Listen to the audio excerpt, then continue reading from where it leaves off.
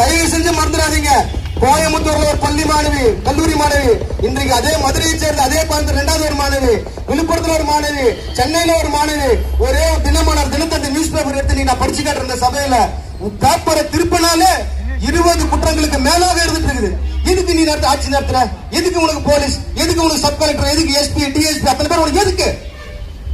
திருவண்ணாமலையில கருவறையில பாதுகாப்புக்காக பணியில் ஈடுபட்டிருந்த ஒரு பெண் போலீஸ அங்க இருக்கக்கூடிய திமுகவுடைய ஒரு மாநில பொறுப்பாளர் கண்ணத்தை அடிக்கிறான்.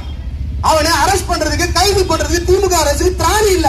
கேவலமான பின்தனமான ஒரு அரசாக இந்த அரசு இருந்து கொண்டு ஒரு காவலர்களை அடிப்பவன கூட கைது பண்ற, வழக்கு போட உனக்கு வக்கில்ல. அது மட்டுமா, உன்னோட கூட்டத்துக்கு பாதுகாப்புக்கு வந்த, உன் கூட்டத்துல உன்னுடைய கழக பெண்மணிகளோட பாதுகாப்புக்கு வந்த பெண் காவலர்களை ஒருத்தன் புறமுதுகுல அழுத்துறான், கழுத்தை பிடிக்கிறான், தடவுறான்.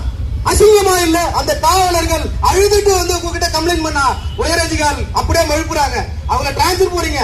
வெக்கமா இல்ல? எதுக்கு ஆட்சி ஆளுறீங்க? எதுக்கு ஆட்சி ஆளுங்க? ராகுல் தன பொறுக்கி தன மாற்ற ஆட்சிக்கு எதுக்கு ஆட்சியாளர்களை நீங்க ஆட்சி ஆளுறீங்க? எதுக்கு ஆட்சியாளருக்கு அசிங்கமா இல்ல? கேடி கட்ட ஆட்சியாளர் திரு ஸ்டாலின் அவர்களே, இதுக்கு வேற நிர்வாகம் வேற.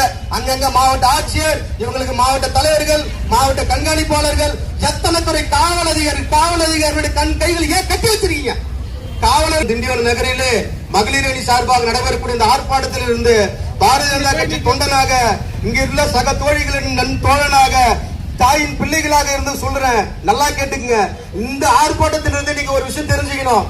நீங்கள் இதற்கு மேலாக இதே போல பாலியல் வன்கொடுமைகளும் சட்ட ஒழுங்கும் சீர்குலையும்